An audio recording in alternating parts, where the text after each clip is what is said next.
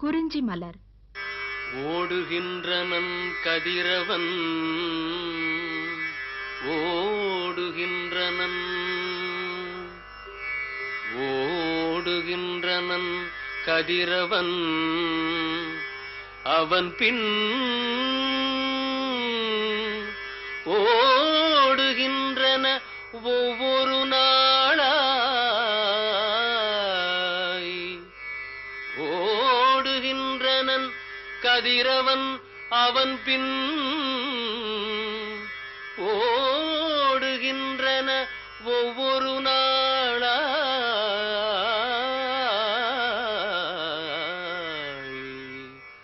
வீடுகின்றன என் செய்வோம் இனி எவ்வெய்ய கூற்றுவன் வெகுண்டிடில் என்றே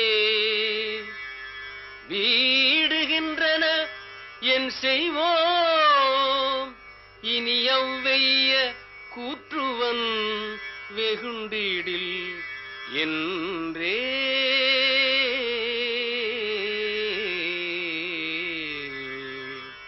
வீடுகின்றன என் செய்வோம் இனி எவ்வெய்ய கூற்றுவன் வெகுண்டிடில் என்றே.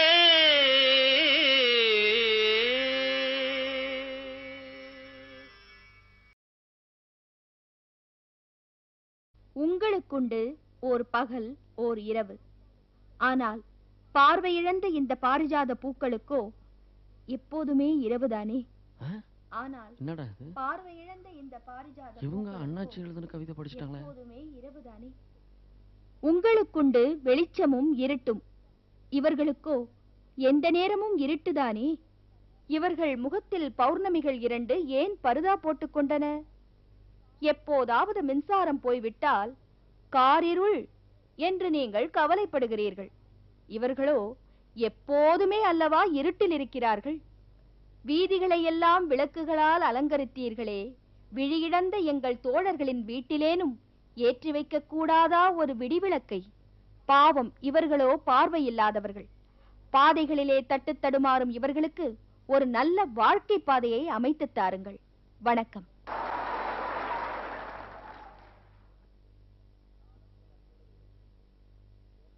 நானும் கண்ணிழந்து நிற்கின்றேன்.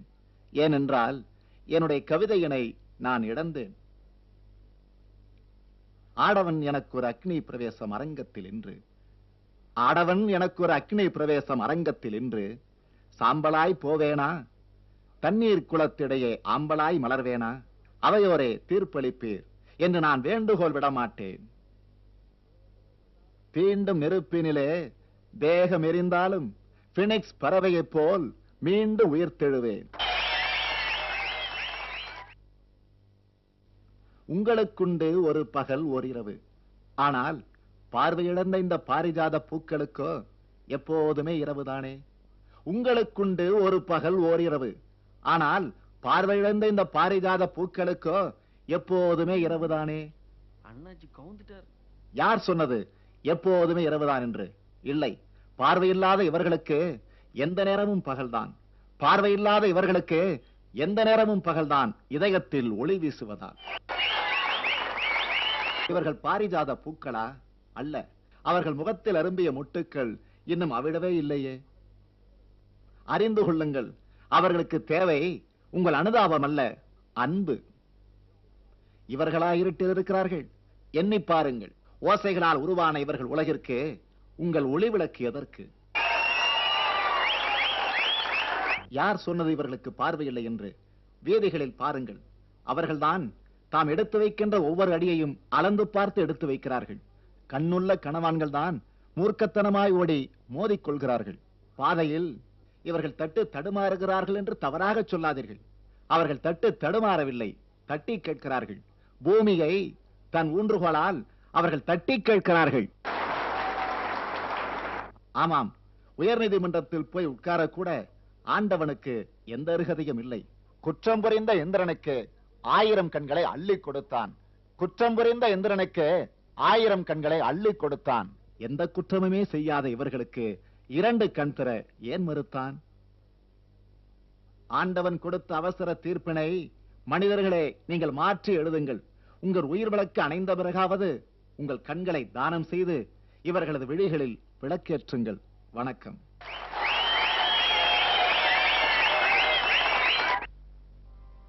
பச்சை மாமலை போல் மேனி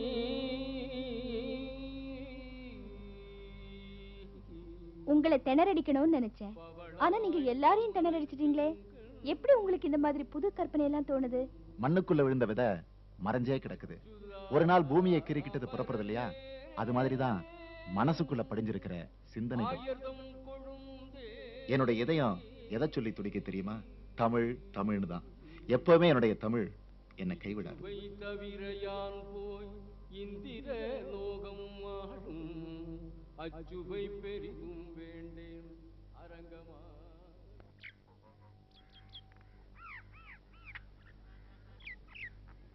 மேடம், ஏன் எல்லாரும் இங்கே நின்னுட்டு இருக்கீங்க? ஸ்கூல் திறக்கல? எதுக்கு சீல் வச்சிருக்காங்க? இந்த ஸ்கூலை வர்மா நடராஜன் விலைக்கு வாங்கிட்டாராம். இதை இடிச்சிட்டு சினிமா தியேட்டர் கட்ட போறாங்களாம். இது என்ன அக்கிரமம்?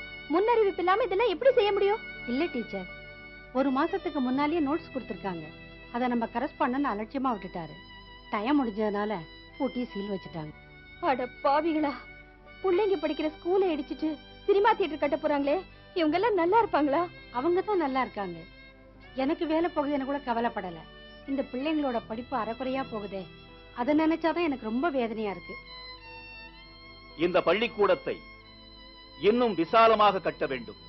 அது மட்டுமல்ல, இங்கு படிக்கும் மாணவிகளுக்கு அதிகப்படியான வசதிகள் செய்து தர வேண்டும் என்று மிகவும் நான் ஆசைப்படுகிறேன்.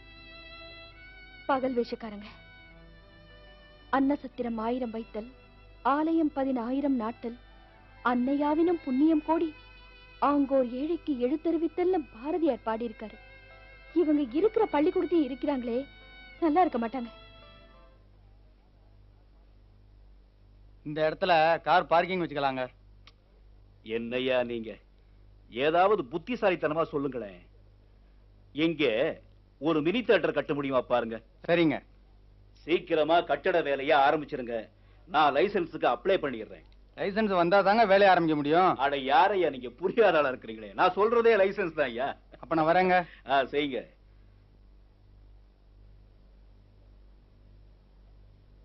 உள்ள வரலாமா? வாங்க.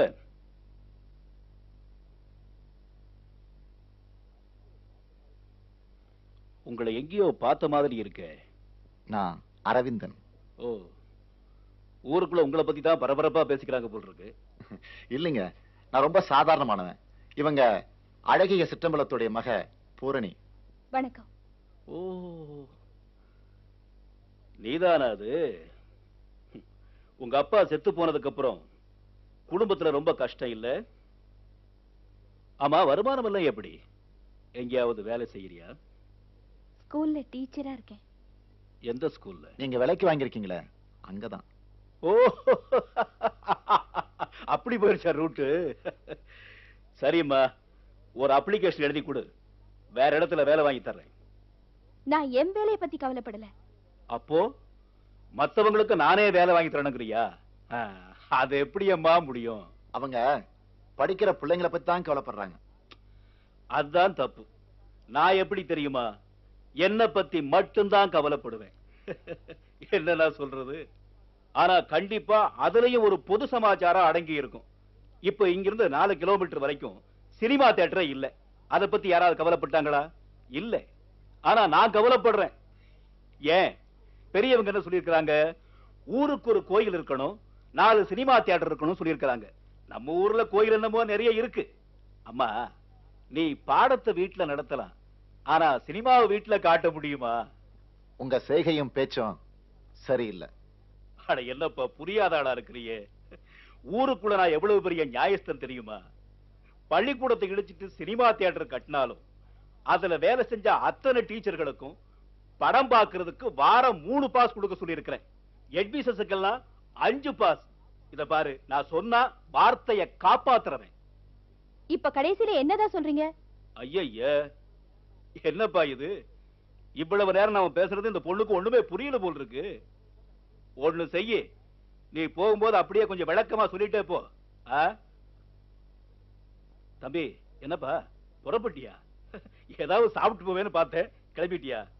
சரி, புறப்படு. உங்க பணம் பல குழந்தைகளுடைய படிப்பை பாதிக்குது. இதுக்கு பலனை சீக்கிரம் அனுபவிப்பீங்க. தம்பி, இந்த அம்மா மேடையில பிரமாதமா பேசுவான் கேள்விப்பட்டேன். இப்ப நீ சொன்னிய மேட்ரு, இந்த அம்மா வச்சு மேடையில பேச வை, நல்ல கிளாப்ஸ் பொரியும்.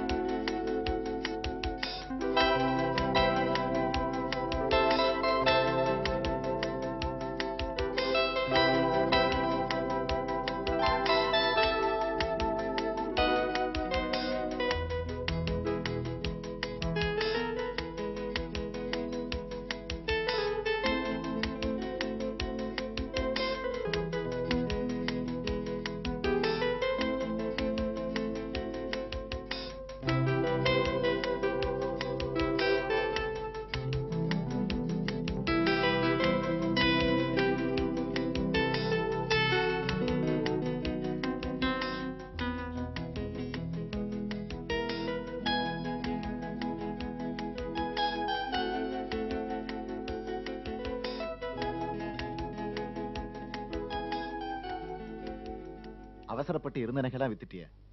என்ன பண்றது, இறக்கமில்லாம பள்ளிக்கூடத்தை மூடிட்டாங்க. அது நடத்தணும்னா கொஞ்சமாவது செலவுக்கு வேணுமே. அது சரி, இப்படி எத்தனை நாளைக்கு தான் தாக்கு பிடிக்கிறது? நானும் பார்க்க வேண்டியவங்களெல்லாம் பார்த்து பேசிட்டு தான் இருக்கேன். யார்கிட்டயும் சரியான பதில் கிடைக்க மாட்டேங்குதே. அடுத்த ஜென்மத்துல தான் கிடைக்கும். இதெல்லாம் சரிப்பட்டு வராது. நம்ம தொகுதி எம்எல்ஏ போய் பார்ப்போம், ஏதாவது வழி பிறக்கும். உனக்கு அவரை தெரியுமா? தெரியுமாவா? நான் தச்சு கொடுத்த சட்டையை போட்டு தானே அவர் சட்டசபைக்கே போறாரு. உனக்கு ரொம்ப கொழுப்பு தான். சரி சரி, உன் திறமை அங்க போய் பார்க்கலாம் வா.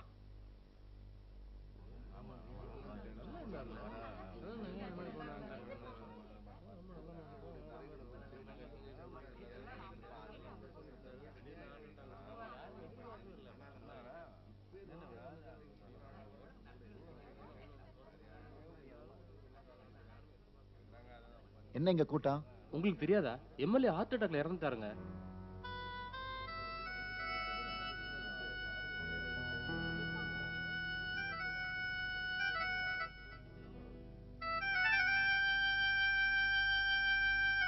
வாங்க. நேற்று சாயந்தரம் கூட நல்லா இருந்தார், திடீர்னு இப்படி ஆயிடுச்சு. ஐயா எம்எல்ஏவா இருந்த வரைக்கும் எங்க ஐயாவுக்கு எவ்வளவு உதவியா இருந்தார். என்ன ஜனங்களுக்கு ரொம்ப உதவியா இருந்தார். பாவம் இப்படி ஆயிட்டாரு. வேஷக்காரன் நீலி கண்ணீர் வடிக்கிறான் பாருங்க. எம்எல்ஏவை கைக்குள்ள போட்டுக்கிட்டு இவரை ஆட்டி படைச்சிட்டான். இவன் தொல்லை தாங்க மாட்டாமத்தான் இந்த மகராசன் கண்ணை மூடிட்டார். பணம் இருக்கிறவங்க அதை வச்சு நல்லது பண்ண முடியலனாலும் கெடுதலாவது பண்ணாம இருக்கலாம். பர்மாக்கார மாதிரி ஆளுங்கிட்ட நம்ம நல்லதை எதிர்பார்க்கறதே தப்பு. இங்க பர்மா, நம்மால என்ன செய்ய முடியுமோ அதை செய்யலாம். நீ எதுக்கும் கவலைப்படாத. நானும் அதைத்தானே சொல்றேன். இப்ப கூட ஊன்னு ஒரு வார்த்தை இவர் சொல்லட்டும், அந்த ஸ்கூல் இப்பவே நான் திறந்து விடுறேன். இவருக்கு எப்பவுமே இந்த மாதிரி புத்திதான். முறைப்படி என்ன செய்யணுமோ அதை செய்யுங்க. நாமளும் அராஜகத்துல இறங்கிட்டா அப்புறம் அவங்களுக்கும் நமக்கு என்ன வித்தியாசம்? பூரணி சொல்றதுதான் கரெக்ட். ஆமா, அந்த பர்மாக்காரன் இடத்தை வாங்கியாச்சா தெரியுமா? கேள்விப்பட்டேன். 25,000 அட்வான்ஸ் மட்டும் தான் கொடுத்திருக்காராம். ஒண்ணு செய்வோம், அந்த இடத்துக்கு பர்மாக்காரர் என்ன விலை பேசியிருக்காரோ அதை விட 5 or 10 அதிகமா கொடுக்குறேன்னு சொல்லி அந்த இடத்தை கேட்டு பார்த்தா என்ன? அதிகமா பணம் கிடைக்குதுன்னா எவன் தான் வேணான்னு சொல்ல போறான்? அந்த இடத்து உரிமையாளர் எங்க இருக்காருன்னு தெரியுமா? தெரியும், மெட்ராஸ்ல தான் இருக்காரு. அட்ரஸ் கூட வாங்கி வச்சிருக்கேன். பணத்துக்கு என்ன பண்றதுன்னா அந்த கவலையே உங்களுக்கு வேண்டாம், நான் இருக்கேன். பிள்ளைங்க படிப்புக்கு இல்லாத பணம் இருந்த என்ன பிரயோஜனம்? நாளைக்கே நீங்க மெட்ராஸ் புறப்படுறீங்க.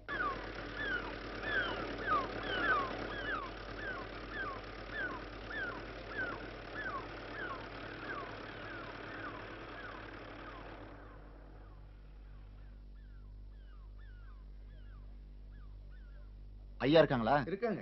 நீங்க யாரு? மதுரையில இருந்து வந்திருக்கோம். ராதா வித்யாலயா ஸ்கூல் விஷயமா பேசணும். சொல்லுங்க. உள்ள வாங்க. உட்காருங்க.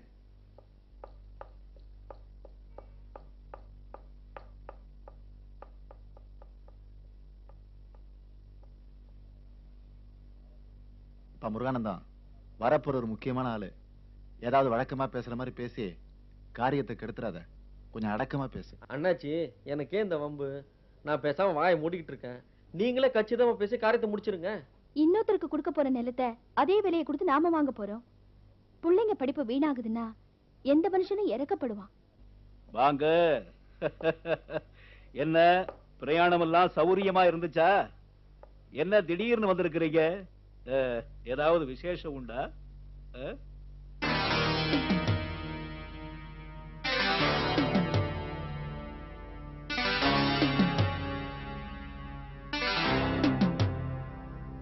ஏன் தம்பி, பேசுறதுக்குன்னு மதுரையிலிருந்து செலவு பண்ணிட்டு வந்துட்டு பேசாம இருந்தா எப்படி?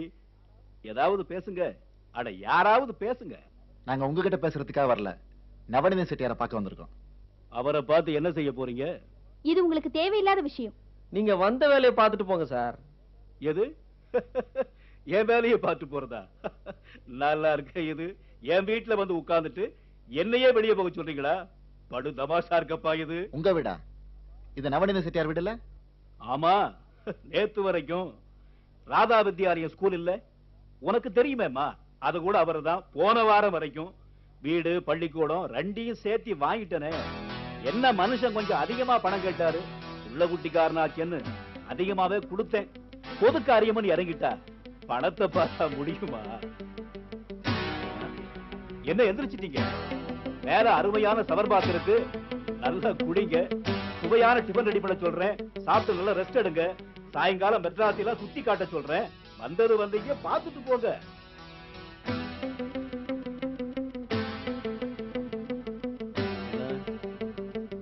புறப்பட்டீங்களா? இந்த காலத்து பசங்களுக்கு நல்லது சொன்னா புரிஞ்சுக்கிற சக்தியே இல்லையே.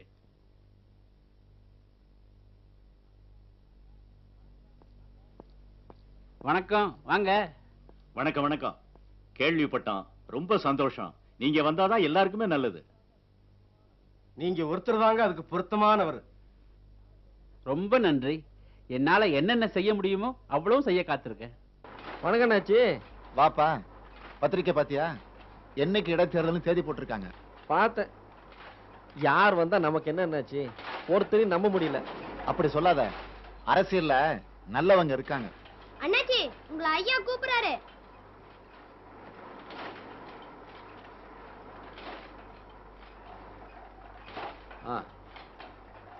வா அரவிந்தா, உட்கார். உங்ககிட்ட ஒரு முக்கியமான விஷயம் பேசணும். இந்த எலெக்ஷன்ல பரமசிவன் நிக்க போறாராம். அவரை எதிர்த்து நிக்கிறவங்களை எல்லாம் அந்த பர்மாக்காரன் விலை கொடுத்து வாங்க போறானாம். இவங்கெல்லாம் ஜெயிச்சு வந்தா உண்மை பொய்யாயிடும், தர்மம் அழிஞ்சு போயிடும். சரிப்பா, நாம என்ன செய்ய முடியும்? அதுக்குத்தான் உன்னை வர சொன்னேன். அவனை எதிர்த்து நீ நிக்கணும். ஐயா சொல்றது கரெக்ட். நீங்க நில்லுங்க அண்ணாச்சி, ஒரு கை பாத்துருவோம். இல்லப்பா, எனக்கு இந்த பதவி மேலாம் ஆசை இல்லை. இல்லாதவங்களுக்கு உதவி செய்யணும், அவங்கள முன்னேற வைக்கணும். அதுதான் என்னுடைய லட்சியம். அத பதவியில இருந்து தான் செய்யணுங்கிற அவசியம் இல்லை, இல்லாமலே என்னால செய்ய முடியும். அப்படின்னா பூரணி நிக்கட்டுமே, என்ன சொல்ற? அது எப்படிப்பா? சரியா இருக்குமா? அது ஒரு நல்ல தமிழ் குடும்பத்து பொண்ணு. அந்த ஊர்ல இந்த பொண்ணை எல்லாருக்குமே நல்லா தெரியும். அது மட்டும் இல்ல, அதனுடைய பண்புக்கும் தமிழ் உணர்வுக்கும் தாராளமா ஓட்டு கிடைக்கும். அதுல உன் உழைப்பும் சேர்ந்ததுன்னா நிச்சயம் வெற்றி அந்த பொண்ணுக்கு தான். இல்லப்பா, பூரணி ஒரு பெண். இதுல வர எதிர்ப்புகளை சமாளிக்க முடியுமான்னு பார்க்கணும். அதையும் பாத்துருவோம். எல்லாம் நல்லபடியா நடக்கும். பூரணி அது வந்துமா? அரவிந்தா, நீயே சொல்லிட. இல்லப்பா, நீங்களே சொல்லுங்க. ஏன் அப்படி தயங்குறீங்க? நானே சொல்லிடுறேன். வேணாம்பா, வழக்கம் போல குழப்பிட போற. நானே சொல்லிடுறேன். பூரணி, இந்த தொகுதி எம்எல்ஏ இறந்துட்டதுனால இடைத்தேர்தல் வச்சிருக்காங்க, உனக்கு தெரியும்ல? கேள்விப்பட்டேன். இந்த தொகுதி வேட்பாளரா நம்ம புதுமண்டபம் புஸ்தக கடைக்காரர்ல பரமசிவம் அவர் நிக்க போறாராம். ஐயோ, ஏற்கனவே சாதாரண புஸ்தக கடை வச்சுக்கிட்டே கொள்ளையடிக்கிறவரு எம்எல்ஏ ஆயிட்டா? அதனாலதான் அவர் எம்எல்ஏ வரக்கூடாதுன்னு நாங்க முடிவு பண்ணிருக்கோம். பரமசிவத்துக்கு போட்டே ஒரு ஆளை நிப்பாட்டி ஜெயிக்க வைக்கணும். நல்ல திட்டம். யார் நிக்கிறதுன்னு நீங்க முடிவு பண்ணிட்டீங்களா? நாங்க முடிவு பண்ணிட்டோம். யாருப்பா அது? சொல்லுங்க அண்ணாச்சி. நீதான். ஆமாம்மா, எல்லா வகையிலையும் நல்லா யோசனை பண்ணித்தான் இந்த முடிவுக்கு வந்தோம். இந்த தேர்தலில் நீ பரமசிவத்தை எதிர்த்து அவனை ஜெயிக்கணும். என்னப்பா அது? இதெல்லாம் சாதாரண விஷயமா? எனக்கு அரசியலை பத்தி ஒண்ணுமே தெரியாதுப்பா. மக்களுடைய கஷ்ட நஷ்டம் உனக்கு தெரியல, அது போதும். ஏங்க, ஜனங்களை பத்தி தெரியாத பரமசிவமே நிக்கும் போது உங்களுக்கு என்ன? என்னங்க நீங்க புரியாம பேசுறீங்க? தேர்தல்லாம் எவ்வளவு பெரிய விஷயம். அதுக்கு வேண்டிய பணம், செல்வாக்கு, வசதி இது எதுவுமே என்கிட்ட இல்லையே. பணத்தை பத்தி உனக்கு கவலை வேண்டாம். நீ சம்மதிச்சா போதும், எல்லாம் அப்பா பாத்துக்குவாங்க. வேண்டாங்க, எனக்கு இதுல இஷ்டம் இல்ல. சரிம்மா, நல்லா யோசனை பண்ணி சொல்லு. ஒண்ணும் அவசரம் இல்லை. ஹலோ, பரமசிவம் பேசுறேன். யாரு? நான் தாயா பேசுறேன். வணக்கங்க. வணக்கம் வணக்கம். யோ, இந்த தேர்தலில் உன்னை எதிர்த்து நிக்க போற வேட்பாளர் யார் தெரியுமில்ல? தெரியாதுங்களே. அந்த மீனாட்சி சுந்தரம் உன்னை அவமானப்படுத்துறதுக்குன்னு ஒரு பொம்பளை பிள்ளை உனக்கு எதிராக நிப்பாட்டி இருக்காங்க. அது யாருங்க? யாரோ வாத்தியார் பொண்ணு பூரணியாமே. என்னையா சத்தத்தையே காணோம்? மிரண்டு போயிட்டியா? என்ன வாபஸ் வாங்கிக்கலாமா? நீங்க இருக்கும்போது எனக்கு என்னங்க கவலை? ஒரு பொண்ணுக்கு பயந்து வாபஸ் வாங்கினா உங்க கௌரவம் என்ன ஆகுது? என் சொத்தே அழிஞ்சாலும் பரவாயில்லைங்க, நான் வாபஸ் வாங்குறதா இல்ல. நீ ரோசக்காரையா? யோ, நான் சொல்றத கேளு. அந்த பொண்ணுக்கு ஜனங்க மத்தியில செல்வாக்கு இருக்குன்னு நினைக்கிறேன். யாரு சொன்ன அந்த பொண்ணு கேட்பாளோ அவனை என்கிட்ட அனுப்பி வை. மத்ததை நான் பாத்துக்கிறேன்யா. சரிங்க, சரி. டே கண்ணுசுவாமி,